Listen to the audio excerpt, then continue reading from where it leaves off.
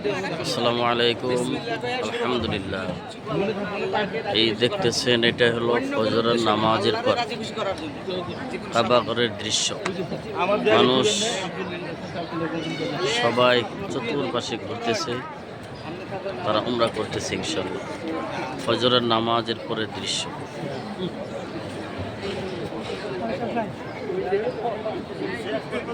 চতুর্পাশে একই অবস্থা, একই ডিজাইন, একই সৌন্দর্য।